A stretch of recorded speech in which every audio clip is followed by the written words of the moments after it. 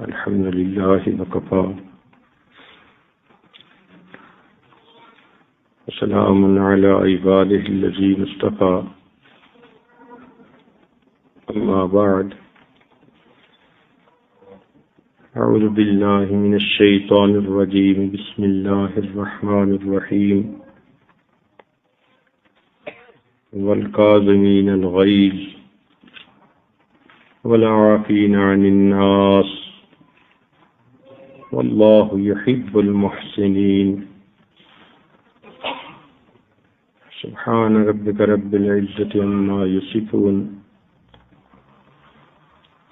وسلام على المرسلين والحمد لله رب العالمين اللهم صل على سيدنا محمد وعلى آل سيدنا محمد وبارك وسلم اللهم صل على سيدنا محمد وعلى آل سيدنا محمد وبارك وسلم اللهم صل على سيدنا محمد وعلى آل سيدنا محمد وبارك وسلم. قرآن مجید کی آیت جو تلاوت کی گئی، اللہ رب العزت ارشاد فرماتے ہیں والکاظمین الغیظ، غصے کو پی جانے والے، والعافین عن الناس، اور انسانوں کو معاف کر دینے والے، واللہ یحب المحسنین، اللہ تعالیٰ ایسے نیکوکاروں سے محبت فرماتے ہیں. گویا یہ تین صفتیں انسان اپنے اندر اگر پیدا کر لے تو وہ اللہ تعالیٰ کا محبوب بن جائے. دنیا کی ہر عورت محبت چاہتی ہے، ماں باپ سے بھی محبت چاہتی ہے، بھائی بہن سے بھی محبت چاہتی ہے، خاوند سے بھی محبت چاہتی ہے، اولاد سے بھی محبت چاہتی ہے. قرآن مجید کی یہ آیت اسے بتا رہی ہے کہ اگر یہ اپنے اندر چند صفات پیدا کر لے تو اسے اللہ رب العزت کی طرف سے بھی محبت مل سکتی ہے. اللہ تعالیٰ اس سے محبت فرمائیں گے، یہ اللہ تعالیٰ کی محبوبہ بندی بن جائے گی. تو جیسے دل میں یہ تڑپ ہوتی ہے کہ دنیا میں ہر طرف سے مجھے محبتیں ملیں، تو مومنہ عورت کے دل میں یہ بھی تڑپ ہونی چاہیے کہ میں اللہ رب العزت کی بھی پسندیدہ بندی بن جاؤں، اس کی بھی محبوبہ بندی بن جاؤں، اللہ تعالیٰ کا پیار نصیب ہو، اس کی محبت نصیب ہو، اس کی رحمت کی نظر مجھے نصیب ہو، قیامت کے دن مجھے اس کے سامنے پیش ہونے پر خوشی ہو. اور یہ تھوڑی سی محنت سے انسان کو حاصل ہو سکتا ہے. اس میں جو سب سے بڑی چیز بتائی گئی وہ فرمایا والکاظمین الغیظ، غصے کو پی جانے والے. انسان کی طبیعت اللہ تعالیٰ نے ایسی بنائی ہے کہ ناپسندیدہ بات کے اوپر انسان کو غصہ آتا ہے، ناپسندیدہ چیز دیکھے اسے غصہ آتا ہے. مگر ہر چیز کی ایک حد ہوتی ہے. تو شریعت نے بھی کہا کہ ہم اپنے غصے کو شریعت کی حدود میں رکھیں. جب یہ غصہ حد کو پھیلانگ لیتا ہے اور انسان غصے کی وجہ سے وہ کچھ کر لیتا ہے جو شریعت نے منع کیا، تو یہ غصہ پھر حرام بن جاتا ہے. یہی غصہ جائز تھا، یہ غصہ عبادت تھا اگر شریعت کے اندر ہوتا. مثال کے طور پر اگر بچی کو ماں منع نہیں کرے گی تو اس کے اندر تو بری عادتیں پیدا ہو جائیں گی۔ لہذا بچی کو یہ پتہ ہونا چاہیے کہ میری امی میں غصہ بھی ہے، وہ پھر کوئی ایسا کام نہیں کرے گی جو خلاف شرع ہو، کوئی ایسا عمل نہیں کرے گی جس کا نتیجہ ذلت و رسوائی ہو۔ تو ایسی ماں اپنے بچوں کی اچھی تربیت کر سکے گی۔ اور جو ماں یہی کہتی رہے بچوں کو کہ تمہارے ابو آئیں گے تو میں تمہیں ٹھیک کرواؤں گی، تو گویا ان الفاظ کے کہنے سے عورت نے اپنی شکست کو تسلیم کر لیا کہ میں ان بچوں کی تربیت کرنے کے قابل نہیں ہوں۔ حالانکہ جو اچھی مائیں ہوتی ہیں وہ بچوں کو پیار بھی بہت دیتی ہیں، مگر بچوں پر اپنا روب بھی رکھتی ہیں۔ جس طرح عام آدمی شیرنی سے ڈرتا ہے، اس طرح وہ بچے کوئی بری حرکت کرتے ہوئے اپنی ماں سے ڈرتے ہیں۔ ان کو پتہ ہے کہ پیار کے کام پر امی پیار دے گی اور الٹا کام کریں گے تو امی ہمیں غصے کے ساتھ پیش آئے گی۔ تو اچھی عورتیں اولاد کے اوپر اپنا روب رکھتی ہیں۔ یہ شریعت نے ایک اچھی چیز بنائی۔ مرد تو ہر وقت گھر میں نہیں ہوتا، کوئی دفتر میں ہے، کوئی کھیتی باڑی کر رہا ہے، کوئی بزنس میں لگا ہوا ہے، تو زیادہ وقت تو گھر پہ عورت نے ہی گزارنا ہوتا ہے۔ تو اولاد کی حفاظت اسی نے کرنی ہے، اور وہ حفاظت اسی طرح کہ بچوں کو محبت بھی دے، پیار بھی دے، مگر اتنا دے کہ وہ بگڑنے نہ پائیں۔ اتنا پیار دے دینا کہ اولاد بگڑ جائے، یہ ماں کی بیوقوفی ہوتی ہے۔ اچھی ماں وہ ہوتی ہے جو اپنی اولاد کو قابل بنائے، فرما بردار بنائے، آداب سکھائے، ان کی اچھی تربیت کر جائے۔ تو اس لیے اللہ تعالیٰ نے انسان کی فطرت کے اندر یہ غصہ رکھا ہے۔ تو غصہ ایک اچھی صفت ہے جو انسان کی حفاظت کرتا ہے۔ اس صفت کی وجہ سے ماں اپنے بچوں کو سیدھا رکھتی ہے، اور خود اپنے بارے میں بھی اگر بالفرض یہی عورت کسی کام کی خاطر گھر سے نکلی یا گھر میں ہی موجود ہے اور کسی غیر محرم نے اس کی طرف دیکھنے کی کوشش کی، تو اب اگر اس کے اندر غیرت ہوگی تو یہ اس بات کا برا منائے گی۔ یا اگر کوئی غیر محرم مرد اس کے ساتھ فون پہ ضرورت سے زیادہ کلام کرنے کی کوشش کرے گا تو یہ غصہ کرے گی، یہ کون ہوتا ہے مجھ سے بات کی جرأت کرنے والا۔ اب یہ غصہ اس کے لیے عزت اور پاک دامنی کے حاصل کرنے کا سبب بن گیا۔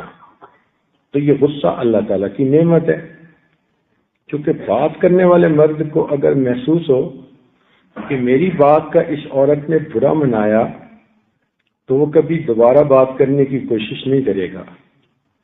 جس کو پتہ ہو کہ میری آنکھیں اٹھنے پر اس عورت نے برا منایا، وہ کبھی اس عورت کی طرف آنکھ اٹھانے کی جرأت نہیں کرے گا۔ تو دیکھیں کہ یہ غصہ کتنی بڑی نعمت ہے کہ جس سے انسان کی عزت آبرو کی بھی حفاظت ہوتی ہے اور انسان کے بچوں کی بھی حفاظت ہوتی ہے۔ اسی لیے اللہ تعالیٰ نے یہ صفت انسان کو عطا فرمائی۔ دنیا میں وہی عورتیں پاک دامنی کی زندگی گزارتی ہیں جو اپنے عزت و ناموس کے بارے میں بہت غصہ والی ہوتی ہیں، نہ کسی کو کوئی بات کی جرأت دیتی ہیں اور نہ کسی کے سامنے بے جا مسکراہٹیں بکھیرتی ہیں۔ اس نعمت کی وجہ سے عورت کو پھر وہ مقام ملتا ہے جس کو پاک دامنی کہتے ہیں، اور اس پاک دامنی کے سبب دنیا میں بھی اس کی زندگی میں برکتیں آتی ہیں اور قیامت کے دن بھی اسے جنت کا راستہ دکھایا جاتا ہے۔ مگر ہر چیز کی ایک حد ہوتی ہے. غصہ اگر اپنی حد سے باہر نکلنے لگے تو یہ چیز نقصان دہ بن جاتی ہے. اس کی مثال ایسی ہی ہے جیسی کہ اگر آدمی غذا اپنی ضرورت کے مطابق کھائے تو وہ صحت کا سبب بنتی ہے، اور اگر ضرورت سے زیادہ کھا لے تو وہ پیٹ خراب ہو کر بیماری کا سبب بن جاتی ہے. تو افراط و تفریط دونوں غلط ہوتی ہیں. دیکھیں نا، کھانے میں نمک نہ ہو تو مزہ ہی نہیں آتا، اور زیادہ نمک ہو جائے تو پھر روٹی کا لقمہ منہ میں ڈالنے کو جی نہیں چاہتا. مرچیں نہ ہوں تو مرد کہتے ہیں جی کہ سالن پھیکا ہے، اور اگر مرچیں زیادہ ہو جائیں تو ایک لقمہ کھانے کو جی نہیں چاہتا. تو اسی طرح انسان کے غصے کی مثال ہے کہ یہ اللہ تعالیٰ کی دی ہوئی ایک نعمت ہے. جس عورت میں غصہ نہیں ہوتا اکثر وہ عورت پاک دامن بھی نہیں رہ سکتی. بہت کم ایسا ہوتا ہے کہ وہ عورت غیر مردوں سے بچ سکے. یہ غصہ ہی وہ نعمت ہے جو اس کو پاک دامنی کی عزت دیتا ہے، پاک دامنی کا تاج اس کے سر پہ سجاتا ہے، اور اتنا میٹھا بندہ بن کر رہے کہ ہر بندہ اسے ہف ہف کرنے کو تیار ہو. تو پھر ایسی عورت کی تو عزت و ناموس کی حفاظت بھی نہیں ہوتی. تو یہ غصہ اللہ تعالیٰ کی نعمتوں میں سے ایک نعمت ہے، لیکن اگر حد میں رہے. جب حد سے باہر ہو جائے تو پھر اس کو روکا جائے گا. اور جس طرح غصہ کرنا اپنی جان مال عزت آبرو کے لیے بچانے کے لیے ضروری تھا، اسی طرح اب غصے کو روکنا بھی ضروری ہو جائے گا. لہذا ضرورت سے زیادہ غصہ ہونا، یا بات پہ غصہ ہونا، یا معمولی بات پہ غصے میں آ جانا، یہ چیز بھی بری ہوتی ہے. غصہ آنا چاہیے مگر غصے کی بات پہ آنا چاہیے. معمولی باتوں پہ غصے میں آ جانا یہ اچھائی کی بجائے برائی بن جاتی ہے، اور اس کو روکنا انسان کے لیے پھر صفت ہوتا ہے. عام طور پر دیکھا گیا کہ عورتوں میں غصہ زیادہ جلدی بھڑک جاتا ہے. ذرا سی چھوٹی سی بات ہوئی اور غصہ بھڑک اٹھا. اس غصے کی مثال ایک آگ کی مانند ہے. جیسے آگ کی چنگاری بھڑکی سب کچھ جلا دیتی ہے، اسی طرح غصے کی چنگاری بھڑکتی ہے اور سب کچھ جلا دیتی ہے. تو اس آگ کو ہر وقت نہیں جلنے دینا چاہیے، ہر وقت نہیں سلگنے دینا چاہیے. اس آگ کو قابو میں رکھنا چاہیے. اس کو کہتے ہیں والکاظمین الغیظ، غصے کو پی جانے والے. یعنی بندے کے اندر اتنی قوت ارادی ہو، اتنی صفت ہو کہ وہ اپنے غصے کو بے جا موقع پر یا بے جا وقت پر ظاہر ہونے سے روک لے. جب اس نے غصے کو روک لیا تو اب یہ اللہ تعالیٰ کی ایک پسندیدہ صفت بن گئی.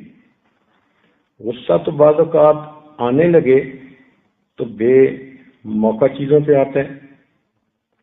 عام طور پر غصہ آتا ہے کمزوروں کو، اور زیادہ غصہ آنا کمزوری کی نشانی ہوتی ہے. آپ نے غور کیا ہوگا کہ صحت مند آدمی کی بجائے بیمار آدمی کو غصہ زیادہ آتا ہے. لوگ کہتے ہیں جی بیمار ہو کے بندے کی طبیعت چڑچڑی ہو جاتی ہے، تو وہ بالکل ٹھیک بات ہے، کیونکہ بیماری ہے، کمزوری ہے، اب اس کو بات بات پہ غصہ زیادہ آتا ہے. اسی طرح جوان کے مقابلے میں بوڑھے بندے کو غصہ زیادہ آتا ہے. بوڑھے کا کیا کہنا، وہ تو کئی مرتبہ ہوا کو بھی گالیاں نکال دیتا ہے، اپنا آپ اس کے بس میں نہیں ہوتا۔ تو جوان کی نسبت بوڑھے کو غصہ زیادہ، صحت مند کی نسبت بیمار بندے کو غصہ زیادہ، اور مرد کی نسبت عورت کو غصہ زیادہ۔ عام طور پر جو عورتیں زیادہ غصے کی طبیعت والی ہوتی ہیں وہ پھر اپنا غصہ بے جا طریقے سے نکالتی ہیں۔ کئی تو ایسی ہوتی ہیں کہ وہ اپنے بچوں کی پٹائی کرتی ہیں اور الٹا گناہگار بنتی ہیں۔ معصوم بچے اگرچہ آپ کی اولاد ہیں مگر آپ کے پاس اللہ تعالی کی امانت ہیں۔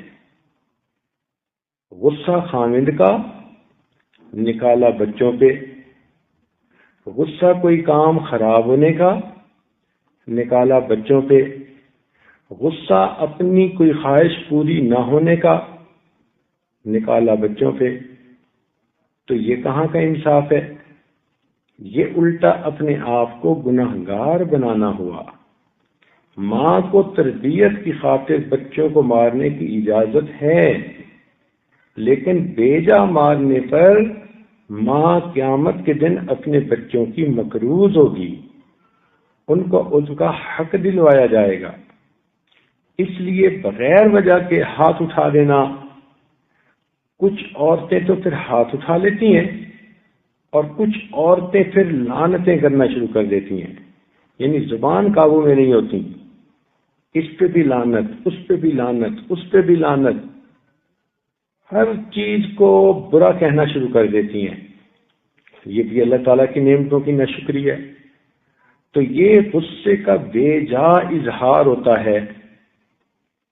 چاہیے کہ غصے کو قابو کرنے والی صفت اپنے اندر پیدا کریں، اور یہ صفت پیدا ہوتی ہے جب انسان یہ غور کرے کہ اگر مجھے غصہ آیا اور میں غصہ دوسرے سے نکال سکتی ہوں، تو اگر میرے گناہوں پر اللہ رب العزت کو غصہ آیا اور قیامت کے دن انہوں نے مجھ پہ غصہ کیا تو پھر میرا کیا بنے گا؟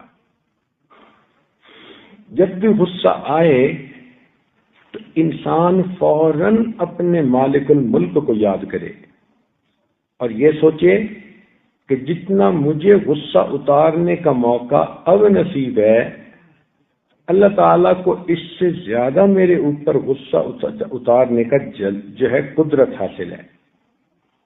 لہذا جب ہم یہ مضمون اپنے دل میں سوچیں گے تو ہمارا غصہ قابو میں آ جائے گا۔ ہم کتنے ناپسندیدہ کام کرتے ہیں، گناہوں کے کام کرتے ہیں، ہمارا مالک ہمیں فوراً تو سزا نہیں دیتا، کتنی تحمل مزاجی ہے اس میں۔ اللہ تعالیٰ کے حلم پہ قربان جائیں کہ بندے گناہوں پہ گناہ کر رہے ہوتے ہیں، وہ پروردگار پھر بھی ان کو رزق دیے چلا جاتا ہے۔ ہم گناہ کر کر کے سو جاتے ہیں اور وہ پروردگار جاگ جاگ کر ہماری حفاظت کر رہا ہوتا ہے۔ ذوالنون مصری رحمۃ اللہ علیہ ایک بزرگ ہیں، فرماتے ہیں میں دریا کے کنارے جا رہا تھا، میں نے ایک موٹے سے بچھو کو دیکھا کہ وہ بچھو پانی میں جانے لگا۔ میں نے سنا ہوا تھا کہ بچھو تیرنا نہیں جاتا، پانی میں ڈوب جاتا ہے، تو میں نے سوچا کہ دیکھوں یہ بچھو کے ساتھ کیا معاملہ ہوتا ہے۔ جب میں نے ذرا قریب ہو کر دیکھا تو پانی کے اندر ایک کچھوا تھا، اس طرح سے بیٹھا ہوا کہ اس کی پیٹھ، اس کی کمر وہ پانی سے باہر نکلی ہوئی تھی اور باقی پانی کے اندر تھا۔ تو یہ بچھو اس کی پیٹھ کے اوپر بیٹھ گیا اور کچھوے نے پانی کے اندر تیرنا شروع کر دیا۔ کہتے ہیں ایک عجیب سی بات یہ میں نے دیکھی تو میرے دل میں خیال آیا، ذرا دیکھتا ہوں کہ اس کا انجام کیا ہوتا ہے۔ کہتے ہیں میں نے بھی دریا کے اندر اپنا قدم رکھ دیا پیچھے پیچھے چلتا رہا، حتیٰ کہ میں نے دیکھا کہ وہ کچھوا تیرتے تیرتے دریا کے دوسرے کنارے پر پہنچا۔ جب خشکی پر آیا تو بچھو اس کے اوپر سے اترا اور بچھو نے پھر ایک طرف دوڑنا شروع کر دیا۔ وہ کہنے لگے کہ میں حیران ہو کے بچھو کو دیکھ رہا تھا، ایک طرف دوڑتے دوڑتے جاتے جاتے کافی دور آگے جانے کے بعد وہ کہتے ہیں کہ میں نے دیکھا کہ ایک درخت ہے اور اس درخت کے سائے میں کوئی نوجوان لڑکا سویا ہوا لیٹا ہوا معلوم ہو رہا ہے۔ یہ بچھو بالکل اس کی طرف جا رہا تھا۔ تو میرے دل میں خیال آیا کہ یہ بچھو کہیں اس کو جا کے کاٹ نہ لے، تو میں نے اپنا جوتا اتار کر اپنے ہاتھ میں لے لیا کہ اگر یہ اس کے بالکل قریب پہنچے گا تو اس سے پہلے کہ بچھو اسے کاٹے میں اس بچھو کو مار دوں گا۔ وہ کہتے ہیں کہ میں جوتا ہاتھ میں لیے بچھو کے پیچھے پیچھے، اور بچھو آگے آگے دوڑ رہا ہے۔ اچانک میں نے کیا دیکھا کہ ایک طرف سے ایک بڑا پھن والا سانپ وہ چلتا ہوا اس نوجوان کی طرف جا رہا ہے۔ جیسے ہی وہ سانپ ذرا آگے ہوا، یہ بچھو اس سانپ کے ساتھ چمٹ گیا اور اس نے اس سانپ کو اتنا ڈسا کہ اس کی زہر کی وجہ سے سانپ وہیں پر تڑپ تڑپ کے مر گیا۔ جب سانپ ٹھنڈا ہو گیا تو یہ بچھو پھر واپس، اب میں نے اس کو دیکھا کہ یہ کیا کرتا ہے، تو واپس جاتے جاتے بچھو پھر اسی کچھوے کے قریب پہنچا اور اس کی پیٹھ پر بیٹھ گیا، اور کچھوے نے پھر اسے پہلے کنارے کی طرف پہنچانے کے لیے تیرنا شروع کر دیا۔ کہنے لگے جب یہ سب میں نے دیکھا تو میں قدرت کی اس معاملے پر بڑا حیران ہوا کہ دیکھو اس نوجوان کو یہ سانپ ڈسنا چاہتا تھا اور اللہ تعالیٰ اس نوجوان کو بچانا چاہتے تھے۔ اللہ تعالیٰ نے دریا کے دوسرے کنارے سے بچھو کو اس کنارے پر بھیجا، اور بچھو چونکہ تیرنا نہیں جانتا تو کچھوے کو اللہ نے متعین کیا کہ بچھو کو سواری بن کر یہاں پہنچائے، اور اس نے اس سانپ کو ڈس لیا اور اس طرح اس بندے کی حفاظت ہو گئی۔ تو وہ کہنے لگے کہ میرا خیال ہوا کہ میں جاؤں اور اس بندے کو تو دیکھوں کون ہے۔ جب میں واپس آیا اور اس نوجوان کو دیکھا تو فرماتے ہیں کہ وہ غافل نوجوان نظر آتا تھا اور اس کے منہ سے شراب کی مہک آ رہی تھی۔ تو میں نے اس نوجوان کو جھنجھوڑ کے جگایا۔ جب اٹھا تو میں نے اسے کہا کہ دیکھ، تو شراب پی کے سو گیا، لیکن تیرا پروردگار اس حالت میں بھی تیری جان کی حفاظت کر رہا ہے۔ پھر میں نے اسے سارا واقعہ سنایا۔ اس شرابی نوجوان نے جب دیکھا سانپ کو کہ زہریلا تھا مگر مرا پڑا ہے، تو وہ بڑا دل کے اندر حیران ہوا اور اس وقت کہنے لگا کہ اے پروردگار، میں گناہ کر کر کے سو جاتا ہوں، تو جاگ جاگ کے میری حفاظت کرتا ہے۔ آج میں نے گناہوں سے توبہ کر لی اور آئندہ میں آپ کی رضا والی زندگی گزارنے کا عہد کرتا ہوں۔ چنانچہ وہ نوجوان نیک بن گیا۔ تو توجہ فرمائیے کہ کس طرح اللہ تعالی ہم گناہگاروں کی حفاظت فرماتا ہے، گناہوں کے باوجود اللہ تعالی ہمیں رزق دیتا ہے، گناہوں کے باوجود اللہ تعالی ہمیں عزتیں دیتا ہے، لوگوں کی زبانوں سے ہماری تعریفیں کروا دیتا ہے۔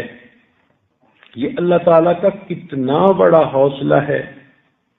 اس کے بالمقابل بندے کا معاملہ دیکھیے، ذرا سی بات پہ اتنا بے حوصلہ بن جاتا ہے کہ اس کا جی چاہتا ہے کہ دوسرے بندے کو تو جیتے جاگتے زمین میں گاڑ دیا جائے، تو ایسا غصہ شریعت میں ناپسند کیا گیا۔ لہذا اچھی عورتیں وہی ہوتی ہیں جو اپنے غصے کو اپنے کنٹرول میں کر لیں۔ صحابہ رضی اللہ تعالیٰ عنہ کی پیاری صفت تھی کہ اگر کسی بات پہ غصہ آتا بھی تھا تو بہت جلدی وہ اس کو قابو میں لے لیتے تھے۔ چنانچہ ایک مرتبہ سیدنا حسین رضی اللہ تعالیٰ عنہ کے گھر میں مہمان آیا اور آپ نے اپنی باندی کو فرمایا کہ اس کے لیے کچھ لاؤ جو ہم مہمان کے سامنے پیش کریں۔ گھر میں کچھ شوربہ پڑا ہوا تھا تو اس باندی نے وہ گرم کیا اور پیالہ بھر کے وہ لائی، لیکن جب کمرے میں داخل ہونے لگی تو خدا کی بندی دیکھ کہیں رہی تھی، چل کدھر رہی تھی۔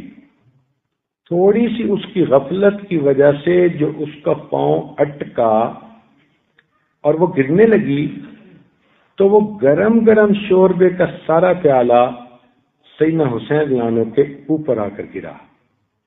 اب جب کھولتا شوربہ جسم پر گرے تو انسان کا بدن جلتا ہے، کتنی تکلیف ہوتی ہے۔ اس تکلیف کی شدت میں سیدنا حسین رضی اللہ تعالیٰ عنہ نے بڑے غصے کے ساتھ اس باندی کی طرف دیکھا کہ یہ کتنی بے دھیانی ہے، تو وہ باندی پہچان گئی، آخر اسی گھر کی خادمہ تھی، کہ آپ نے بہت غصے سے میری طرف دیکھا۔ تو جیسے ہی اس نے یہ دیکھا کہ آپ نے غصے کے ساتھ دیکھا تو اس نے فوراً قرآن مجید کی آیت پڑھی، وَالْقَاظِمِينَ الْغَيْظَ، غصے کو پی جانے والے۔ ان الفاظ کے سنتے ہی سیدنا حسین رضی اللہ تعالیٰ عنہ نے فوراً اپنے غصے کو پی لیا۔ جب اس نے دیکھا کہ اب انہوں نے اپنے غصے کو پی لیا، غصے کا گھونٹ بھر لیا، تو اس نے اگلا حصہ پڑھا آیت کا کہ وَالْعَافِينَ عَنِ النَّاسِ، انسانوں کو معاف کر دینے والے۔ تو آپ نے کہا کہ اے باندی، میں نے غصے کو پی بھی لیا اور میں نے تیری اس غلطی کو معاف بھی کر دیا۔ تو باندی نے اگلی آیت پڑھی، واللہ یحب المحسنین، اللہ تعالیٰ نیکوکاروں سے محبت رکھتے ہیں۔ یہ سنتے ہی انہوں نے فرمایا کہ اچھا چلو میں نے تمہیں اللہ کے راستے میں آزاد کر دیا۔ یہ ہے قرآن مجید کے اوپر عمل کرنا، کہ چند لمحے پہلے اتنا غصہ تھا کہ اس باندی کو سزا دینا چاہتے تھے، اور آیت کے الفاظ سنے اور یوں اپنے آپ کو بدلا کہ اس باندی کو اللہ کے راستے میں آزاد ہی کر دیا۔ تو ہمارے اندر بھی یہ صفت ہونی چاہیے کہ ہم اپنے غصے کو قابو میں لے آئیں۔ کئی گھروں میں مردوں میں غصہ بہت ہوتا ہے، وہ بیچارے بھی مریض ہوتے ہیں، تو ان مردوں کو چاہیے کہ وہ بھی اپنے غصے کو قابو میں لانے کی کوشش کریں، اپنے معاملات کسی اللہ والے کے سامنے جا کر بتائیں، اپنی طبیعت کی کیفیت ذرا کھولیں، وہ کچھ پڑھنے کو بتائیں گے یا دعائیں کریں گے، جس سے کہ ان بری چیزوں سے جان چھڑانا ہمارے لیے آسان ہو جائے گا۔ چونکہ عورتوں کی محفل ہے، اس لیے اس محفل میں تو عورتوں ہی کی بات کرنی ہوتی ہے، تو بتانا کہ یہ مقصد تھا کہ غصہ جلدی آنا یہ کمزوری کی علامت ہے، اور اسی طرح غصہ دیر تک رہنا یہ بھی کمزوری کی علامت ہے۔ اچھا انسان وہ ہوتا ہے کہ جس کو غصہ دیر سے آئے اور جلدی ٹھنڈا ہو جائے۔ غصہ اسے دیر سے آئے مگر غصہ ٹھنڈا جلدی ہو جائے، وہ دل سے نکال دے، دل سے اس کو ختم کر دے. جیسے کہتے ہیں نا جی، آپ غصہ تھوک دیں تو بندے کی ایسی شخصیت ہو کہ غصے کو دل سے نکال دے. تو غصے پہ قابو پا لینا یہ اللہ تعالیٰ کو بڑی پسندیدہ صفت ہے. اس لیے فرمایا والقاظمین الغیظ، غصے کو پی جانے والے، والعافین عن الناس، اور انسانوں کو معاف کر دینے والے. جب انسان دنیا میں زندگی گزارتا ہے نا تو اس کے گرد و پیش والے لوگوں سے کمی کوتاہی ہوتی رہتی ہے. کبھی ارادتاً ہوتی ہے، کبھی بغیر ارادے کے غلطی سے ہو جاتی ہے. تو لوگوں کی غلطیوں کو جلدی معاف کر دینا یہ بھی بہت بڑی صفت ہے. یہ صفت بھی ہمیں اپنے اندر پیدا کرنی چاہیے. یہ اللہ رب العزت کا خلق ہے کہ اللہ تعالیٰ عفو ہیں، معاف کرنے والے ہیں. چنانچہ عائشہ صدیقہ رضی اللہ تعالیٰ عنہ نے پوچھا، اے اللہ رب العزت کے محبوب، اگر میں شب قدر پا لوں تو اس وقت میں کیا دعا کروں؟ تو نبی علیہ السلام نے فرمایا کہ حمیرہ تم یہ دعا کرنا، اللہم انک عفو، اے اللہ بے شک آپ معاف کرنے والے ہیں، تحب العفو، معاف کر دینے کو پسند کرتے ہیں، فاعف عنی، اللہ مجھے بھی معاف کر دیجئے. تو اس آیت سے معلوم ہوا کہ اللہ تعالیٰ معاف کرنے کو پسند فرماتے ہیں. تو انسان کو یہ خلق اپنے اندر پیدا کرنا چاہیے. چنانچہ ہم بھی دوسروں کی غلطیوں کو جلدی معاف کریں، اپنے نفس کی غلطی کو معاف نہ کیا کریں، دوسروں کی غلطیوں کو جلدی معاف کر دیا کریں. اور آج کل معاملہ الٹ ہے. ہمارا نفس جو کچھ بھی کر لے اس کو سزا دینے کی ہم جرت نہیں کرتے، لیکن دوسرے بندے سے تھوڑی سی کوئی اونچ نیچ ہو جائے تو بس ہمارا خون کھولنے لگ جاتا ہے، ہماری آنکھوں میں خون اتر جاتا ہے، ہمارا جی چاہتا ہے کہ یہ زندہ ہی کیوں ہے. تو یہ بھی ٹھیک نہیں ہے. تو اس لیے ہمیں چاہیے کہ ہم اپنے غصے کو قابو میں کرنے کی عادت ڈالیں اور اللہ کے بندوں کی غلطیوں کوتاہیوں کو معاف کر دیں. حضرت عمر بن عبدالعزیز رحمۃ اللہ علیہ فرمایا کرتے تھے کہ 3 چیزیں اللہ تعالیٰ کو بے حد پسند ہیں. 3 چیزیں اللہ تعالیٰ کو بے حد پسند ہیں. ان میں سے پہلی چیز قدرت ہونے کے باوجود بدلہ نہ لینا. یعنی ایک آدمی کو اختیار حاصل ہے، اگر وہ چاہے تو بدلہ لے سکتا ہے، لیکن پھر اللہ کے لیے معاف کر دینا، یہ چیز اللہ تعالیٰ کو بہت پسندیدہ ہے. اس کو کہتے ہیں معاف کر دینا. چنانچہ حدیث پاک میں آتا ہے کہ جو شخص دوسروں کی غلطیوں کو جلدی معاف کرتا ہوگا، اللہ تعالیٰ قیامت کے دن اس کی غلطیوں کو جلدی معاف فرمائیں گے.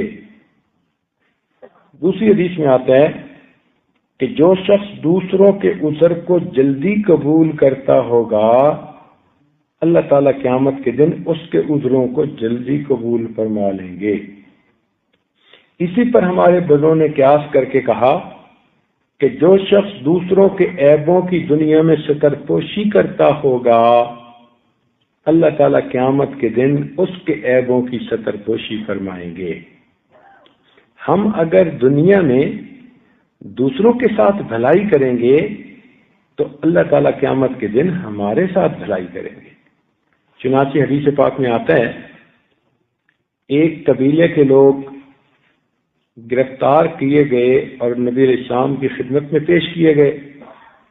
کافی لوگ تھے، ہجوم تھا، مرد بہت سارے تھے، عورتیں بھی تھیں۔ اس میں ایک جوان العمر لڑکی تھی اور اس کا بچہ کہیں گم ہو گیا تھا۔ اب وہ اپنے بچے کو تلاش کرتی پھر رہی تھی اور اس کو کچھ ہوش نہیں تھا، سر سے دوپٹہ اترا ہوا، ننگے سر وہ ادھر ادھر پھر رہی ہے۔ تو نبی علیہ الصلوۃ والسلام نے جب اس کو اس حال میں دیکھا تو آپ نے ایک صحابی کو اپنی چادر دی اور فرمایا کہ جاؤ اور اس نوجوان بچی کو سر پر یہ چادر دے دو۔ تو اس نے بڑا حیران ہو کر پوچھا، اے اللہ کے نبی، وہ تو کافر لڑکی ہے۔ نبی علیہ السلام نے فرمایا، اگرچہ کافرہ ہے مگر بیٹی تو ہے، اگر تو آج اس کے سر پر چادر دے گا اللہ تعالیٰ قیامت کے دن تیرے گناہوں پر رحمت کی چادر ڈال دیں گے۔ تو اس سے پتہ چلا کہ ہم اگر کسی کے ساتھ ستر پوشی کا معاملہ کریں گے، اگر کسی کے عیب کا پتہ بھی چل جائے تو ہم تنہائی میں اسے سمجھائیں مگر لوگوں میں اس کو رسوا نہ کریں، بدنام نہ کریں۔ اس کو ستر پوشی کہتے ہیں۔ حتیٰ کہ عورت اگر اپنے میاں کی بھی کوئی ایسی بات محسوس کرے، دیکھے جو ناپسندیدہ ہے، تو اس کا ڈھنڈورا نہ پیٹے بلکہ اس کی پردہ پوشی کرنے کی کوشش کرے اور اللہ تعالیٰ سے دعائیں بھی مانگے کہ اللہ تعالیٰ اس کے خامد کی اصلاح فرما دے۔ چنانچہ حدیث پاک میں فرمایا گیا کہ جو شخص دنیا میں دوسروں کے عذروں کو جلدی قبول کر لیتا ہوگا، اللہ تعالیٰ قیامت کے دن اس کے عذروں کو جلدی قبول فرما لیں گے۔ تو ہمارے اندر معاف کرنے کی عادت ہونی چاہیے، جلدی معاف کر دینا چاہیے۔ بلکہ ایک حدیث پاک میں آتا ہے کہ اگر کسی شخص نے معافی مانگی، اگر کسی شخص نے معافی مانگی اور دوسرے نے اس کو معاف نہ کیا تو نبی اسلام نے فرمایا کہ یہ معاف نہ کرنے والا قیامت کے دن حوض کوثر پہ میرے سامنے پیش نہ ہو۔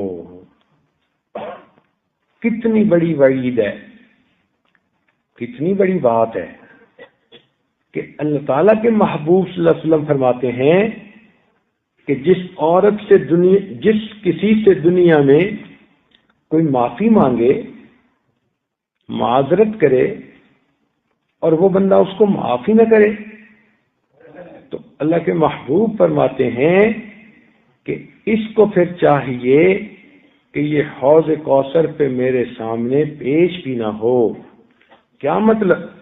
کہ دوسرے لفظوں میں اللہ تعالیٰ کے محبوب یہ کہنا چاہتے ہیں کہ میں ایسے بندے کی قیامت کے دن شکل بھی نہیں دیکھنا چاہتا۔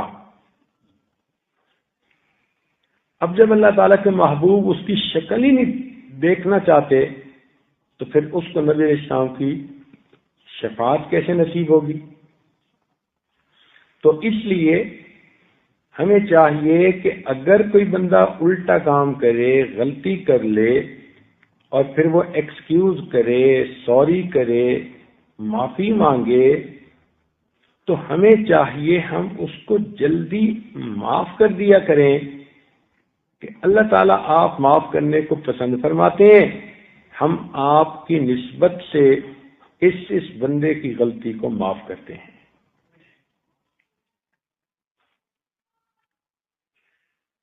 آج کل اکثر یہ وتیرہ بن گیا ہے کہ جی ہم تو اینٹ کا جواب پتھر سے دیں گے۔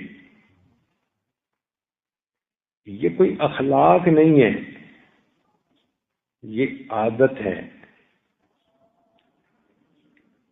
آپ اینٹ کا جواب پتھر سے تو دے لیں گی، اگر زیادتی کریں گی تو قیامت کے دن مظلومہ کی بجائے ظالمہ بن کے پیش ہوں گی۔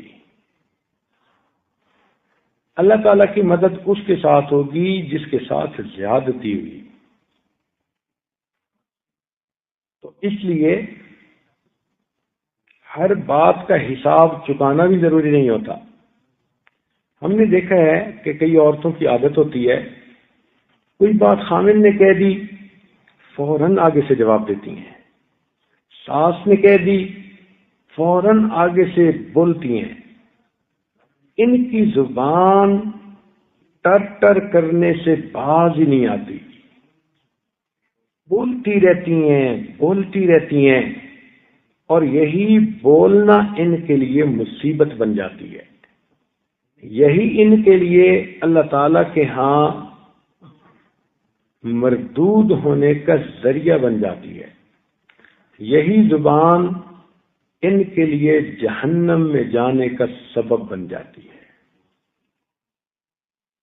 تو اس لیے ہر بات کا جواب بتانا بھی ضروری نہیں ہوتا، ہر بات کے جواب میں بولنا بھی ضروری نہیں ہوتا، کئی مرتبہ خاموشی بہترین جواب ہوتا ہے۔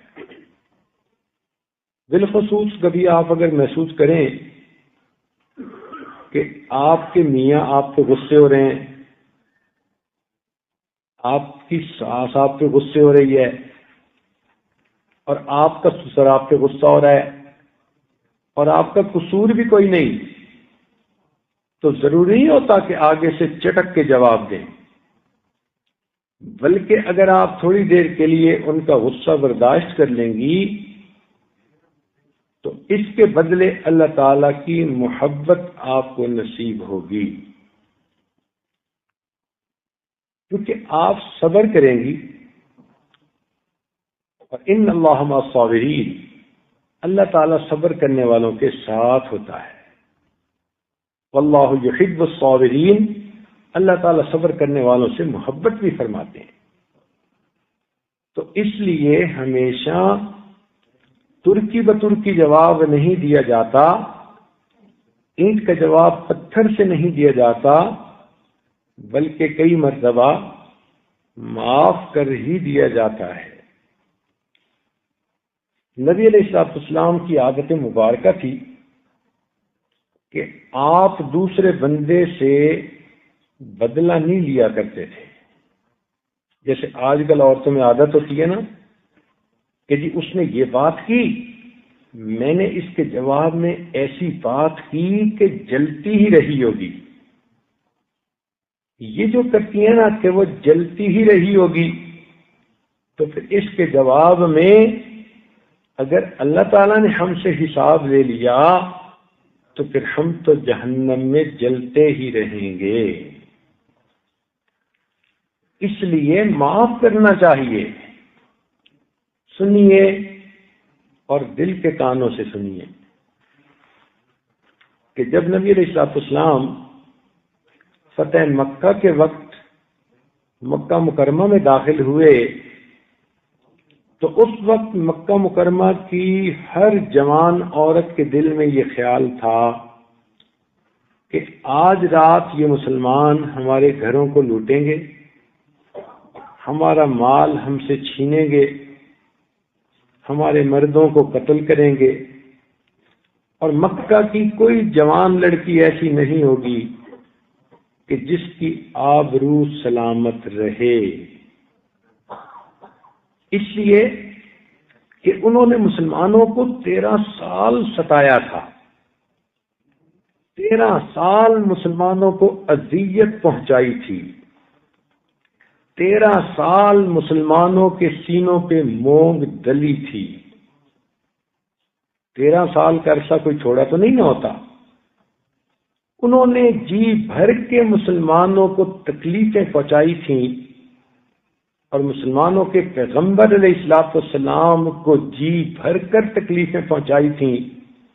ہر کسی کو اپنا کیا یاد رہتا ہے، اب انہیں وہ اپنا کیا یاد آ رہا تھا۔ کہ جب ہم نے ان کے ساتھ یہ کچھ کیا تھا تو پھر آج تو یہ غالب ہو کے آ رہے ہیں، فاتح بن کے آ رہے ہیں، تو آج تو یہ گن گن کے بدلے چکائیں گے۔ چنانچہ مکہ مکرمہ کی عورتیں خوف زدہ تھیں، آج ہمارے گھر کے مرد ہم سے جدا ہو جائیں گے، ہم بیوہ بن جائیں گی، مال ہم سے چھین لیا جائے گا، اور یہ ہماری جوان لڑکیوں کو اپنی باندھی بنا لیں گے اور ہماری عورتوں کی عزتوں کو خراب کریں گے۔ عجیب بات کہ آدھی سے زیادہ رات گزر گئی اور کسی کافر کے گھر میں کوئی مسلمان داخل ہی نہیں ہوا، تو عورتوں کو تو ڈر خوف کی وجہ سے نیند ہی نہیں آ رہی تھی۔ انہوں نے اپنے مردوں سے کہا کہ ذرا پتہ تو کریں کہ یہ مسلمان کہاں ہیں، کیا سوچ رہے ہیں۔ چنانچہ کافر مرد اپنے گھروں سے نکلے تو انہیں مکہ مکرمہ کی گلیوں میں بھی کوئی مسلمان نہ ملا، لہذا وہ چلتے چلتے حرم شریف پہنچے تو کیا دیکھتے ہیں کہ اللہ تعالیٰ کے یہ چاہنے والے، اللہ کے نام پہ یہ قربان ہونے والے، اللہ تعالیٰ کے یہ دیوانے، اللہ تعالیٰ کے یہ مستانے، جو کہ اللہ کے گھر سے بہت عرصہ دور رہے تھے اور اب ان کو یہاں آنا نصیب ہوا تھا، تو یہ سب کے سب حرم کے اندر موجود تھے، مطاف میں موجود تھے۔ کوئی طواف کر رہا تھا، کوئی غلاف کعبہ کو پکڑ کے دعائیں مانگ رہا تھا، کوئی مقام ابراہیم پہ سجدے کر رہا تھا، کوئی اپنے رب سے لو لگا کر بیٹھا قرآن کی تلاوت کر رہا تھا۔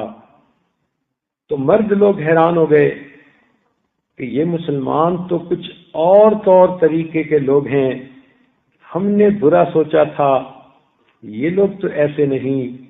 چنانچہ صحابہ کرام نے وہ رات اللہ کی یاد عبادت میں گزار دی۔ جب اگلا دن طلوع ہوا تو اس وقت نبی علیہ السلام نے عثمان بن مظعون کو بلایا۔ یہ وہ بندہ تھا کہ جس کے پاس بیت اللہ شریف کے دروازے کی کنجی ہوتی تھی، اور بلا کر آپ نے اس کو کہا کہ عثمان، بیت اللہ شریف کی کنجی میرے حوالے کرو۔ چنانچہ اس نے کنجی آپ کے حوالے کر دی۔ نبی علیہ السلام نے دروازہ کھلوایا، آپ بیت اللہ شریف کے اندر تشریف لے گئے۔ وہاں جا کر آپ نے نماز ادا کی، اللہ تعالیٰ کے سامنے اپنی اور اپنی امت کے لیے دعائیں مانگی۔ جب آپ بیت اللہ شریف سے باہر نکلے تو صحابہ کرام کو یہ توقع تھی کہ اب اللہ تعالیٰ کے محبوب بیت اللہ کا دروازہ بند کروائیں گے اور اس کی چابی کسی نہ کسی مسلمان کو دیں گے۔ لہذا جتنے جلیل القدر صحابہ تھے وہ سب نبی علیہ السلام کے ساتھ ساتھ تھے۔ سب کے دل میں یہ شوق انگڑائیاں لے رہا تھا، کاش کہ بیت اللہ کا کنجی بردار ہمیں بنا دیا جائے، یہ سعادت ہمیں نصیب ہو جائے، ہمارے خاندان کو یہ سعادت ملے۔ اور دنیا کا دستور بھی یہی ہے کہ جب کوئی آدمی حکمران ہوتا ہے تو ہمیشہ اپنی پارٹی کے لوگوں کو نوازتا ہے، جو زیادہ قریب ہوتے ہیں ان پر زیادہ عنایات ہوتی ہیں۔ تو صحابہ کرام اس خیال کی وجہ سے نبی علیہ السلام کے قریب ہو گئے۔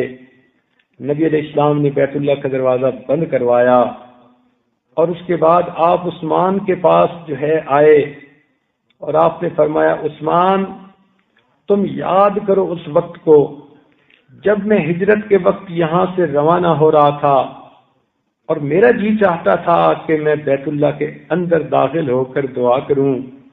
عثمان میں نے تم سے گزارش کی تھی کہ بیت اللہ کا دروازہ کھولو، تم نے کھولنے سے اور مجھے کنجی دینے سے انکار کر دیا تھا، اور میں نے تمہیں اس وقت کہا تھا عثمان ایک وقت آئے گا جہاں تو کھڑا ہے وہاں میں کھڑا ہوں گا، اور جہاں میں کھڑا ہوں وہاں تو کھڑا ہوگا، عثمان تجھے یہ بات بری لگی تھی اور تو نے اس کے جواب میں مجھے گالیاں دینی شروع کر دی تھیں، دیکھو آج میرے اللہ نے وہ وقت دکھا دیا، تمہارے ہاتھ خالی ہیں، کنجی میرے ہاتھ میں ہے، لیکن عثمان جو تو نے میرے ساتھ کیا تھا میں تیرے ساتھ وہ نہیں کروں گا، میں یہ کنجی تمہیں واپس کرتا ہوں، یہ قیامت تک تمہاری نسلوں میں رہے گی۔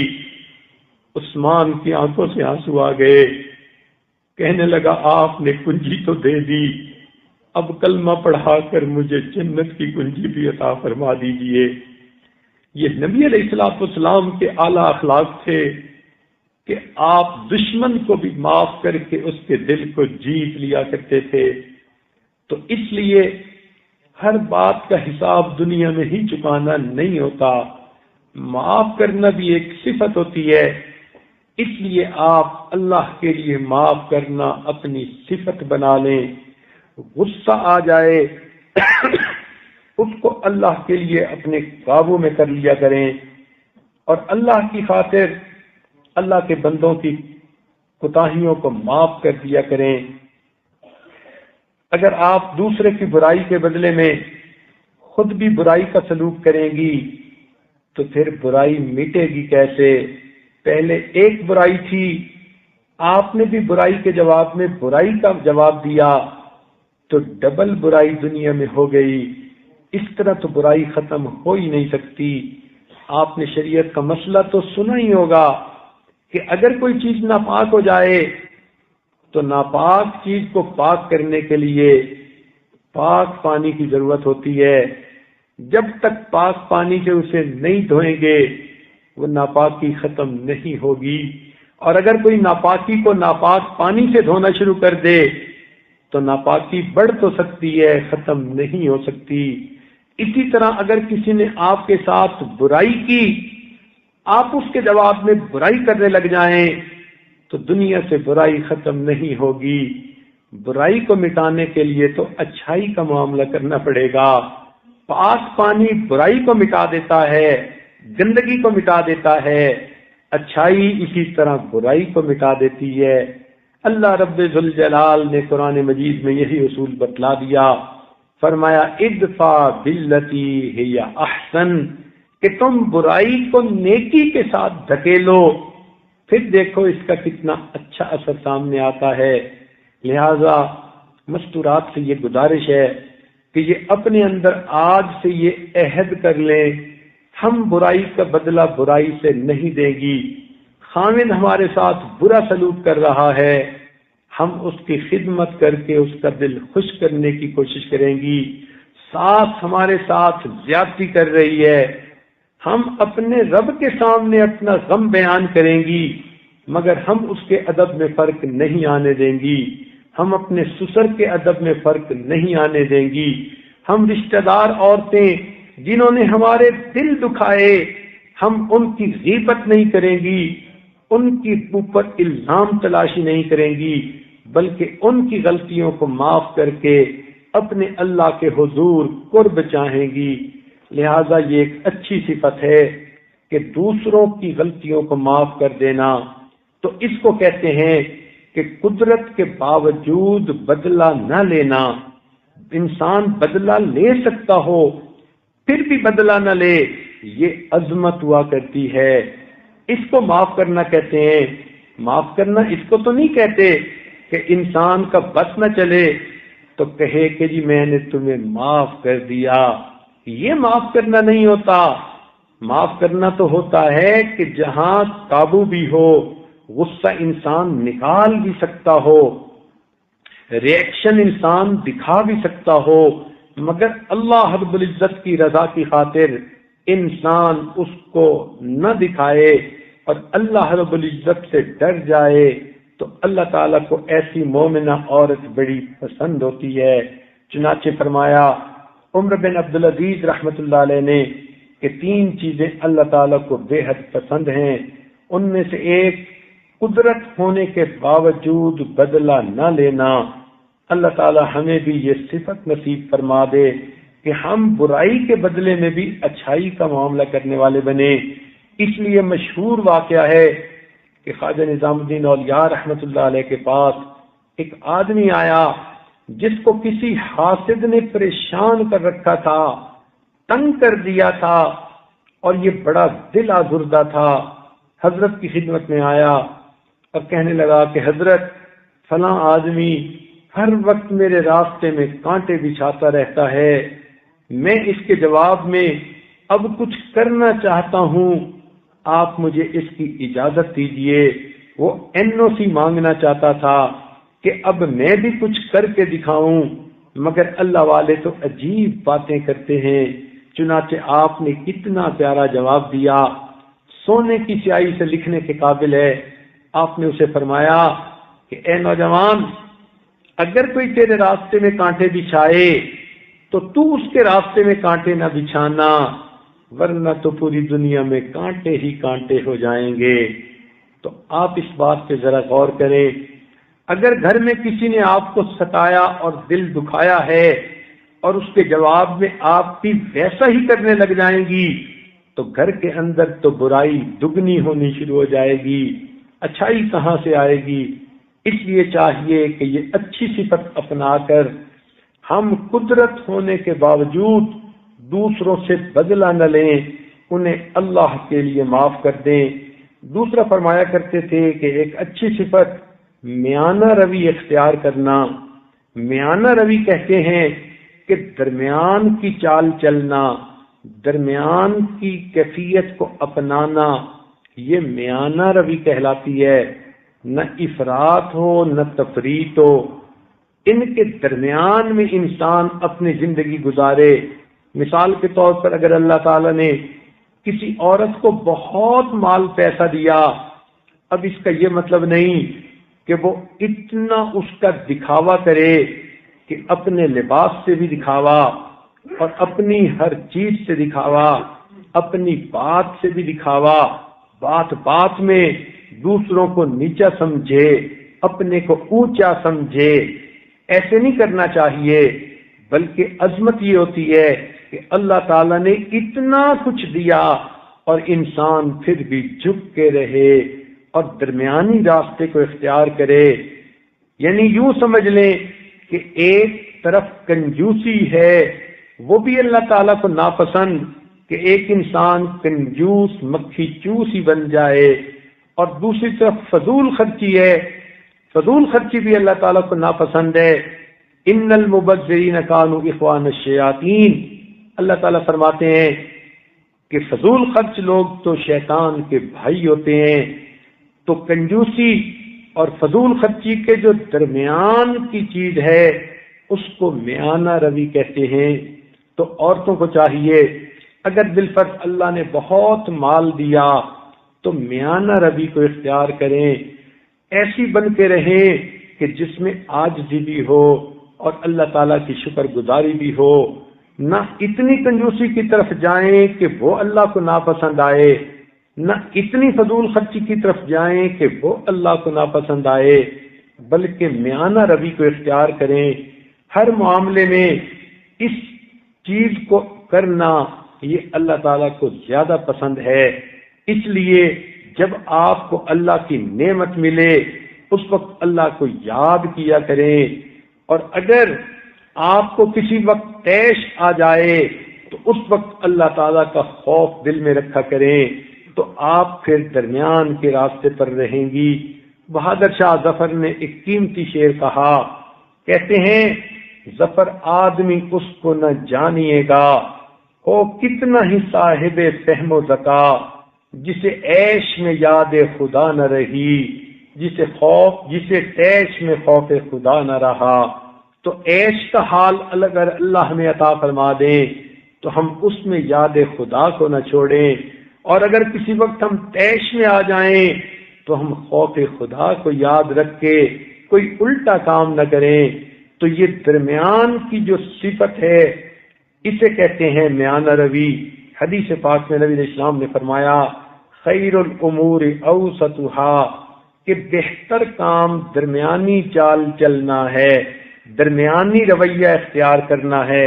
تو آپ ہر کام میں درمیانی رویہ اگر اختیار کریں گی تو آپ ہمیشہ کامیاب رہیں گی۔ یہ اتنی اچھی صفت ہے کہ کوئی حد نہیں۔ اس کا مطلب کیا ہوا کہ نہ اتنی میٹھی بنو کہ لوگ ہپ ہپ کر جائیں، نہ اتنی کڑوی بنو کہ لوگ تھو تھو کر دیں، بلکہ درمیان کی حالت اچھی ہے۔ اچھے اخلاق ہونے چاہیے کہ لوگ بھی آپ کے ساتھ پھر اچھے اخلاق کے ساتھ زندگی گزاریں۔ کپڑے جوتی کے معاملے میں، دوسرے اخراجات کے معاملے میں ہمیشہ میانہ روی اختیار کریں۔ اکثر یہ دیکھا کہ جب خامد کو اللہ نے خوب مال دیا ہوتا ہے تو پھر عورتیں بھی اس کے اندازوں سے بڑھ کے خرچ کرنے لگ جاتی ہیں، اس کا مال بے دریغ خرچ کرواتی ہیں۔ اگر خامد خرچ کرنے کے لیے دیتا ہے بخوشی، ٹھیک ہے، اس کو آپ پھر خرچ کرو جیسے اللہ تعالیٰ نے آپ کو اجازت دی، لیکن اس خامد کے مال کو زیادہ سے زیادہ نکلوانا اور ایک فرمائش پر دوسری فرمائش ڈالتے جانا، یہ کم عقلی ہوتی ہے۔ کون عورت ہے جو پیسے کی خاطر خامد کے دل میں اپنی نفرت پیدا کر لے؟ مگر عورتیں اس بات کو کیوں نہیں سمجھتی کہ کئی مرتبہ فقط کپڑے جوتی کے نہ لانے پر خامد سے جھگڑے کر لیتی ہیں، ناراض ہو جاتی ہیں، اور بلکہ کئی تو ایسی بیوقوف ہوتی ہیں کہ ان کو غصہ ایسی چیزوں کے نہ آنے کی وجہ سے، اور خامد کئی مرتبہ ان کو ملنے کے لیے بلاتا ہے تو وہ پھر اس کو روکتی ہیں، اپنے آپ کو روک کے رکھتی ہیں اور اپنے اس معاملے کو ایک ٹول کے طور پہ استعمال کرتی ہیں کہ اب خامد کو ہماری ضرورت ہے، ہم انکار کریں گی، یہ تڑپے گا، یہ ترسے گا، منتیں کرے گا، ہم اسے ٹیکنیکل ناک آؤٹ کریں گی اور پھر اپنے مطالبے منوائیں گی۔ یہ شیطان کی بہت بڑی چال ہوتی ہے۔ حدیث پاک میں نبی علیہ السلام نے فرمایا، جس کا یہ مفہوم ہے کہ اگر کسی عورت کو اس کا خامد اپنی طرف بلائے ضرورت کے لیے اور عورت اس کو انکار کر دے تو جب تک وہ اس کی ضرورت کو پوری نہیں کرتی، اللہ تعالیٰ کے فرشتے اس عورت پر لعنت کرتے رہتے ہیں۔ اب سوچئے اس نے کیا کمایا؟ ساری رات اگر اس کا خامد اس سے غصے میں آ کے سو گیا، اللہ کے فرشتوں کی لعنت میں یہ پڑی رہی، اس کو کیا نصیب ہوا؟ پھٹکار پڑے گی اس کی زندگی پر، پھٹکار پڑے گی اس کے چہرے پر۔ ایسی عورتوں کو چہروں پر پھر نحوست نظر آتی ہے، پھر خامدوں کو دلچسپی بھی نہیں رہتی، پھر بعد میں روتی پھرتی ہیں، خامد ہماری طرف توجہ نہیں کرتا۔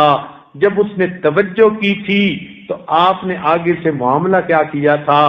اس لیے کتنی پڑھی لکھی بیوقوف عورتیں ہوتی ہیں جو اس قسم کا معاملہ کر کے اپنے خامدوں کی توجہ دوسری طرف کر دیتی ہیں۔ گھر میں اس نے اپنی بیوی کو ایک اپنی طرف بلایا، بیوی نے بے رخی دکھا دی، خامد غصے میں آ کے گھر سے باہر نکلا اور دفتر میں اس کو کسی بد کردار لڑکی نے، فیشن پرست دنیا دار لڑکی نے اس کو مسکرا کر دیکھ کر کہہ دیا، سر آپ کیسے ہیں؟ آپ کچھ آج پریشان نظر آتے ہیں۔ تو پھر مرد کے لیے ایسے موقع پہ گناہ میں ملوث ہو جانا کون سا مشکل ہوتا ہے؟ اب اس گناہ میں خامد تو ملوث ہوا ہی صحیح، مگر بیوی بھی اس میں برابر کی شریک، یہ گھر میں بیٹھی ہے مگر اس کو اس مرد کے زنا کرنے کا برابر کا گناہ مل رہا ہے، کیونکہ اس نے اپنے خامد کی ضرورت کو پورا نہیں کیا۔ لہذا اس بات کو اچھی طرح سمجھنے کی ضرورت ہے۔ اس لیے نبی علیہ السلام نے فرمایا، عورت اگر اونٹ کے اوپر بھی بیٹھی ہو اور اس کا خامد اسے اپنی ضرورت کے لیے بلائے تو اس کو چاہیے کہ اونٹ سے نیچے اترے اور اپنے میاں کی ضرورت کو پورا کرے۔ ایک حدیث میں فرمایا، عورت اگر تنور پہ روٹیاں بھی لگا رہی ہو اور عین روٹیاں لگانے کے درمیان میں اس کا خامد اسے اپنی طرف بلائے، اس کو چاہیے کہ سب کچھ وہیں چھوڑ کر پہلے اپنے خامد کی ضرورت کو پورا کرے، بعد میں کوئی اور کام کرے۔ تو اللہ تعالیٰ کے محبوب کی تو یہ تعلیمات ہیں، اور آج کل کئی مرتبہ بے وقوفی کی وجہ سے اچھی بڑی سمجھدار بچیاں یہ غلطی کر جاتی ہیں کہ اپنے معاملے کو ٹول کے طور پہ استعمال کرواتی ہیں اپنے خامن سے اپنے مطالبات منوانے کے لیے، خواہشات منوانے کے لیے۔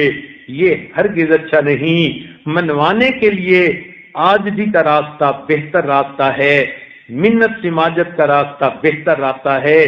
آپ اپنے میاں کو منت سماجت کے ذریعے سے منائیں گی، فقط آپ میاں کو ہی نہیں منائیں گی، اس سے پہلے آپ اپنے رب کو منا لیں گی، تو یہ زیادہ بہتر راستہ اور اچھا راستہ ہے۔ لہذا ہمیشہ اس میں جو ہے اخراجات کے اندر میانہ روی کو اختیار کرنا چاہیے، تاکہ خامن کے اوپر خواہ مخواہ کا بوجھ نہ پڑے، اس کے دل میں اپنی بیوی کے خلاف کوئی بات نہ جائے۔ خامن کے دل میں اپنی محبت کو سلامت رکھنا عقل مند بیویوں کا یہ کام ہوتا ہے۔ اس لیے کئی مرتبہ عورتیں اس لیے خرچہ کرواتی ہیں کہ لوگ کیا کہیں گے، یہ اتنے عجیب الفاظ ہیں، لوگ کیا کہیں گے، لوگوں کی خاطر بیچاریاں پتہ نہیں کیا کیا رسم و رواج کرتی پھرتی ہیں، اور لوگ تو پھر بھی راضی نہیں ہوتے۔ جن عورتوں کو جہیز میں کچھ بھی نہیں ملتا، لوگ ان پہ بھی تنقیدیں کرتے ہیں، اور جن کو جہیز میں پتہ نہیں ساری دنیا کی نعمتیں مل جاتی ہیں، لوگ ان پہ بھی تنقیدیں کرتے ہیں، تو لوگ تو کسی حال میں راضی نہیں ہوتے۔ لوگوں کو راضی کرتی پھروگی تو لوگ تو آپ کو کبھی بھی خوش ہو کے بات کا جواب نہیں دیں گے۔ اس کی بجائے آپ اگر اپنے اللہ کو راضی کرنا چاہتی تو اللہ تعالیٰ تو جلدی راضی ہو جاتے ہیں۔ اس لیے عورتوں کو چاہیے کہ یہ مت سوچا کریں لوگ کیا کہیں گے، بلکہ یہ سوچا کریں کہ اللہ اور اس کے رسول صلی اللہ علیہ وسلم کیا کہیں گے۔ اگر آپ شریعت کے مطابق ایک کام کر رہی ہیں، آپ کو لوگوں کی فکر نہیں ہونی چاہیے، اللہ تعالیٰ لوگوں کو خود بخود موافق بنا دیں گے۔ چنانچہ عائشہ صدیقہ رضی اللہ عنہا فرماتی ہیں، اور یہ بڑی توجہ طلب بات ہے، غور سے سننے والی بات ہے، یاد رکھنے والی بات ہے۔ وہ فرماتی تھیں، ام المومنین نے کتنی پیاری بات بتائی۔ وہ فرماتی تھیں، اگر کوئی آدمی اللہ تعالیٰ کو ناراض کر کے مخلوق کو راضی کرنے کی کوشش کرے گا، اللہ تعالیٰ تھوڑے دنوں میں مخلوق کے دل میں بھی اس بندے کا بغض اور عداوت ڈال دیں گے۔ اور اگر کوئی بندہ مخلوق کی بجائے اللہ کو راضی کر لے گا تو اللہ تعالیٰ ناراض ہونے والی مخلوق کے دل کو بھی تھوڑے دنوں میں راضی فرما دیں گے۔ تو اصول تو یہی ہے، ہم اپنے رب کو راضی کریں۔ شادی بیاہ کے موقع پر بے جا رسم و رواج کرنا اور خواہ مخواہ کے پیسے خرچ کرنا نمود و نمائش کے لیے، یہ سب فضولیات ہیں، اس پر گناہ ہوتا ہے۔ تو اس لیے میانہ روی کو اختیار کرنا یہ ایک اچھی صفت ہے۔ اللہ تعالی ہمیں میانہ روی کی صفت اختیار فرما دے۔ رہ گئی لوگوں کی بات، ان کو تو خدا ہی راضی کرے، ہم آپ ان کو کبھی بھی راضی نہیں کر سکتے۔ چنانچہ بچوں کو ایک واقعہ سنایا جاتا ہے کہ ایک میاں بیوی جا رہے تھے، تو اس وقت کیا ہوا کہ گدھا ان کے پاس تھا۔ اب انہوں نے سوچا کہ ہم گدھے کے اوپر سوار ہو جاتے ہیں۔ چنانچہ میاں بیوی دونوں گدھے پر سوار ہو گئے۔ میاں آگے بیٹھا، بیوی پیچھے بیٹھی۔ جب ذرا آگے چلے، ایک آدمی نے دیکھ کر کہا، یہ کتنے ظالم ہیں، گدھا ایک ہے، بندے دو اوپر سوار ہیں، ان کو شرم ہی نہیں آتی۔ چنانچہ انہوں نے کہا کہ ہمیں کیا کرنا چاہیے۔ چنانچہ خامن گدھے سے نیچے اتر گیا، بیوی بیٹھی رہی۔ تھوڑی دور آگے چلے، کسی نے ان کو دیکھا، کہنے لگے کہ یہ کیسی عورت ہے، خود سواری پر بیٹھی ہوئی ہے اور میاں زن مرید ہے، وہ آگے آگے چل رہا ہے۔ چنانچہ یہ دیکھ کر وہ عورت بھی نیچے اتر آئی۔ چنانچہ اب میاں اوپر چڑھ کے بیٹھ گیا۔ تھوڑی دور آگے چلے، کسی نے دیکھا، وہ کہنے لگا یہ کیسا مرد ہے، خود تو سوار ہے اور بیوی بیچاری کو پیدل چلا رہا ہے۔ چنانچہ خامن بھی نیچے اتر آیا، دونوں نے پیدل چلنا شروع کر دیا۔ ذرا آگے گئے تو کسی نے دیکھا، وہ کہنے لگے کتنے بے وقوف ہیں، سواری کا جانور بھی ہے اور پھر بھی دونوں پیدل چل رہے ہیں۔ تو تب خاوند نے بیوی کو سمجھایا کہ دیکھو دنیا تو کسی حال میں راضی نہیں ہوتی، تو واقعی بات حقیقت میں یہی ہے کہ دنیا کو آپ راضی نہیں کر سکتی، ہاں اپنی طرف سے کوشش کریں، مگر دائرے شریعت کے اندر رہتے ہوئے پہلے اپنے رب کو راضی کریں، اور حدود شریعت میں رہ کر جتنا مخلوق کو راضی کرتے ہیں اتنا کریں۔ اگر پھر بھی راضی نہیں ہوتے ان کا معاملہ اللہ پہ چھوڑ دیں، اللہ تعالیٰ ان کو خود بخود راضی کر دیں گے۔ لہذا میانہ روی کی زندگی اختیار کرنا یہ بھی ایک بہت ہی اعلیٰ عمل ہے۔ اللہ تعالیٰ یہ صفت ہمیں بھی عطا فرما دے۔ اور تیسری صفت فرمایا کرتے تھے کہ اللہ کے بندوں پر رحم کرنا، یہ بھی ایک بڑی صفت ہے۔ عورتیں عموماً نرم دل ہوتی ہیں، رقیق القلب ہوتی ہیں، ذرا کسی کی تکلیف ہو ان بیچاریوں سے دیکھی نہیں جاتی، ان کو اللہ نے گداز دل دیا ہوتا ہے، تڑپنے والا دل دیا ہوتا ہے، دکھ درد میں شریک ہونے والا دل دیا ہوتا ہے۔ لہذا یہ دل ایسا ہوتا ہے کہ کسی کو دکھ دے کے خوش نہیں ہوتا، مگر 5 انگلیاں برابر نہیں ہوتی۔ کئی عورتیں ایسی بھی ہوتی ہیں ضد بازی میں آ کر جان بوجھ کے دوسروں کے دل دکھاتی ہیں، دوسروں کو سڑاتی پھرتی ہیں، تو یہ چیز پھر بہت بری ہوتی ہے۔ یہ بگڑی ہوئی بچیاں ہوتی ہیں جو دوسروں کے دلوں کو دکھ دیں، تکلیف پہنچائیں۔ تو ہمیں چاہیے ہم اللہ کے بندوں پر رحم کھانا سیکھیں۔ اس لیے نبی علیہ السلام نے ایک حدیث میں فرمایا کہ اللہ تعالیٰ فرماتے ہیں کہ ارحموا من فی الارض یرحمک من فی السماء، تم زمین والوں پر رحم کرو تو آسمان والا تم پر رحم فرمائے گا۔ ہم اللہ کی رضا کے لیے اللہ کے بندوں پر رحم کریں، جتنا کسی کے ساتھ بھلائی کر سکیں ہم اپنی طرف سے کرنے کی کوشش کریں۔ اللہ تعالیٰ پھر ہمارے حال پر خود ہی مہربانیاں فرمائیں گے۔ تو اللہ تعالیٰ کے بندوں پر رحم کھانا اور ان کی خدمت کرنا یہ ایک اچھی صفت ہے، اور ہمیں بھی یہ صفت اپنے اندر اپنانی چاہیے۔ حضرت عمر بن عبدالعزیز رحمۃ اللہ علیہ کی یہ 3 باتیں تھیں جو اللہ تعالیٰ کو تینوں پسند ہیں۔ اب ساتھ ہی مختصر آپ کو چند باتیں اور بھی بتاتے جائیں۔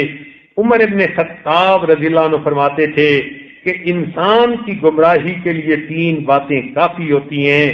وہ 3 باتیں بھی ذرا سن لیجئے۔ ایک بات تو وہ فرمایا کرتے تھے کہ کوئی شخص لوگوں کی ایسی برائی کرے جو اپنے اندر موجود ہے، یہ چیز اللہ تعالیٰ کو اس کی گمراہی کے لیے کافی ہے۔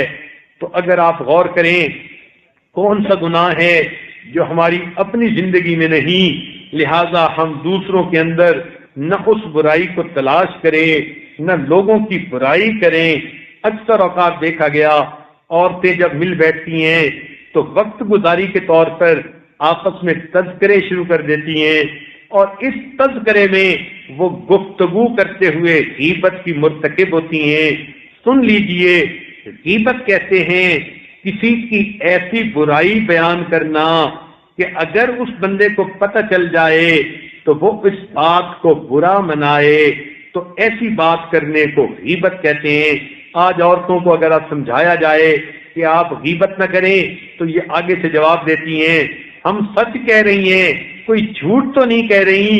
تو اللہ کی بندی، شریعت کی بات کو سمجھنے کی کوشش کیجئے۔ اگر آپ نے جھوٹ بولا تو اس کو تو بہتان کہیں گے۔ آپ سچ بول رہی ہیں، حقیقت بیان کر رہی ہیں، جب پیچھ پیچھے کر رہی ہیں، اسی کو تو غیبت کہا جاتا ہے۔ تو غیبت ہمیشہ سچی بات جو پیٹھ پیچھے کی جائے مگر ایسی کہ سننے والا سنے تو اس کو برا لگے کہ میری یہ بات کیوں کی گئی، اس کو غیبت کہتے ہیں۔ اور یہ غیبت آج کل بہت عام ہو گئی ہے۔ اس کے بارے میں نبی علیہ السلام نے فرمایا الغیبت اشد من الزنا، غیبت تو زنا سے بھی زیادہ برا عمل ہے اور برا گناہ ہے۔ اس لیے ہمیں چاہیے ہم کسی تھرڈ پرسن کا تذکرہ کرنے سے ہی بچیں۔ آپ اپنی زندگی کا اصول بنا لیں، اگر کسی سے بات کرنی ہے یا اپنی بات کریں یا اس کی بات سنیں، اور کسی تیسرے کی بات کرنے سے تو پرہیز ہی کریں۔ چونکہ اکثر اوقات یہ باتیں غیبت بن جاتی ہیں، اور سنی سنائی باتوں پہ بھی دھیان نہ دیا کریں۔ لیس الخبر کالمعائنۃ، سنی ہوئی باتیں اور آنکھ سے دیکھی بات ایک جیسی تو نہیں ہوتی، اس لیے انسان کے جھوٹا ہونے کے لیے کافی ہے وہ سنی سنائی باتیں کرتا پھرے۔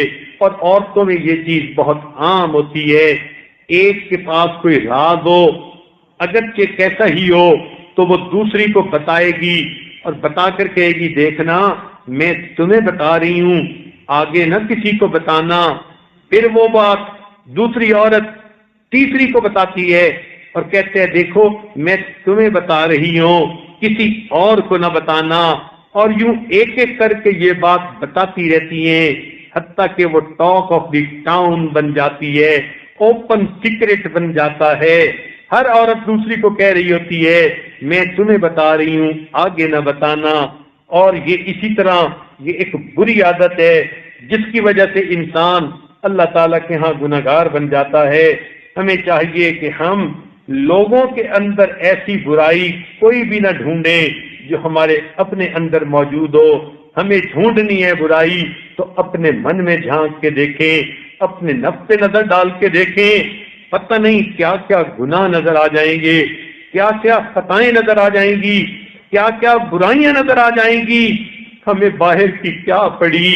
اس لیے کسی نے کہا تجھ کو پرائی کیا پڑی، اپنی نبیڑ تو، ہمارا اپنا کام بگڑا پڑا ہے، اندر کے خانے میں چراغ گل ہو چکے، دل کی بستی میں سیاہی آ چکی، اندر گناہوں کی ظلمت نے دل کو سیاہ کر دیا، اندر گناہوں کی بدبو آئے رہی ہے اور ہم دوسروں پہ نگاہیں اٹھائے پھرتے ہیں۔ کتنی عجیب بات ہے، آج انسان کی گردن تنی رہتی ہے، اس کی آنکھیں کھلی رہتی ہیں، دوسروں کے چہروں پہ پڑتی ہیں، وہ دوسروں کے عیب ٹٹولتے پھرتے ہیں۔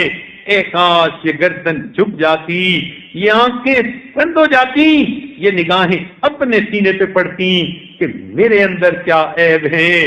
یہی تھوڑی دیر ہم بیٹھ کے مراقبہ کر لیتے تو اللہ رب العزت ہم سے راضی ہو جاتے۔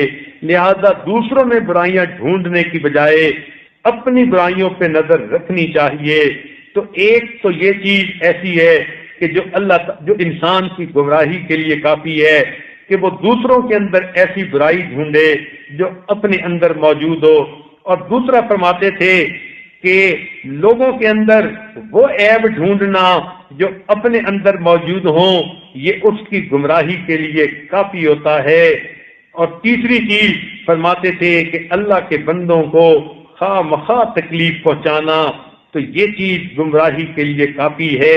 اللہ تعالی ہمیں اس سے محفوظ فرمائے کہ ہم کسی کا دل دکھائیں، اس لیے کہ بیماریوں میں سے سب سے بری بیماری دل کی بیماری ہوتی ہے، اور دل کی بیماریوں میں سب سے بری بیماری دل آزاری ہوتی ہے۔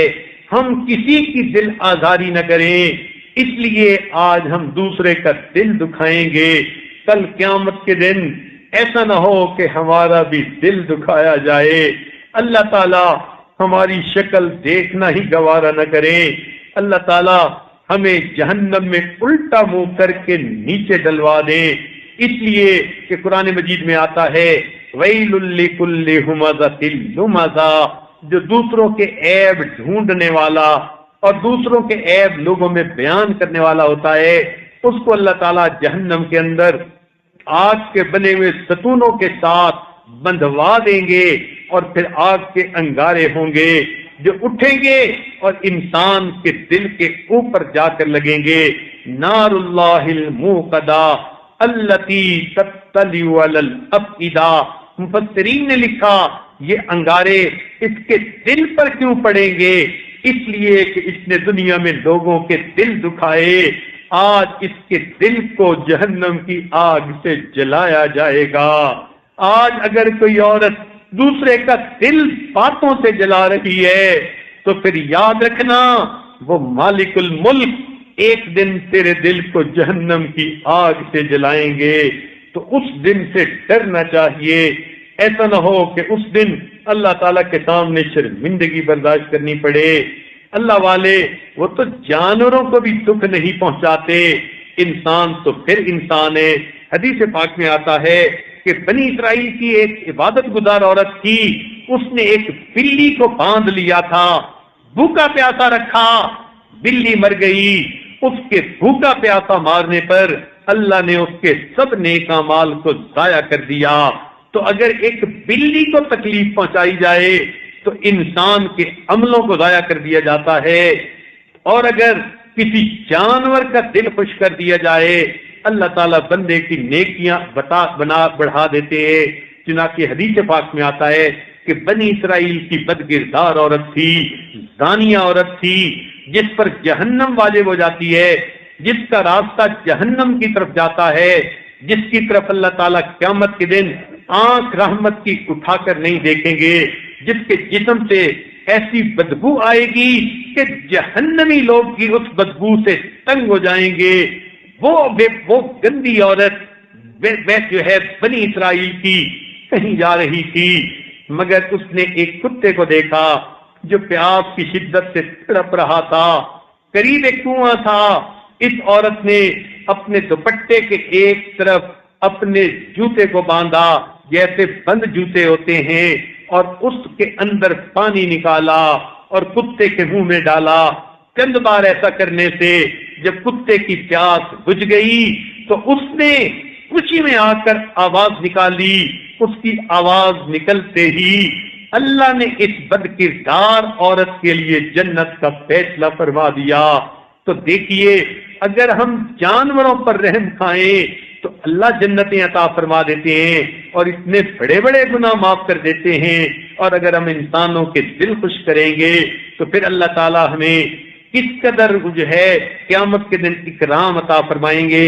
لہذا آج کی اس محفل میں عورتیں اپنے دل میں یہ عہد کریں، آج کے بعد ہم اپنے میاں کا دل خوش رکھیں گی، آج کے بعد ہم اپنے ساس سسر کا دل خوش رکھیں گی، نندوں کے دل کو خوش رکھیں گی، اپنی والدہ والد کے دل کو خوش رکھیں گی، بہن بھائیوں کے دلوں کو خوش رکھیں گی، مسلمان عورتوں کے دلوں کو خوش رکھیں گی، اپنے بچوں کے دلوں کو خوش رکھیں گی۔ آپ ان کے دل خوش کریں گی، خدمت کے ذریعے سے اللہ تعالیٰ قیامت کے دن آپ کا دل خوش کریں گے، نور کے ممبروں پر آپ کو بٹھائیں گے اور آپ کو جنت میں آپ کے محل کے اندر ملکہ بنا کر بھیجیں گے۔ یہی کامیابی ہے۔ اللہ رب العزت ہمیں دنیا آخرت کی کامیابیاں نصیب فرمائے۔ وآخر دعوانا ان الحمد للہ۔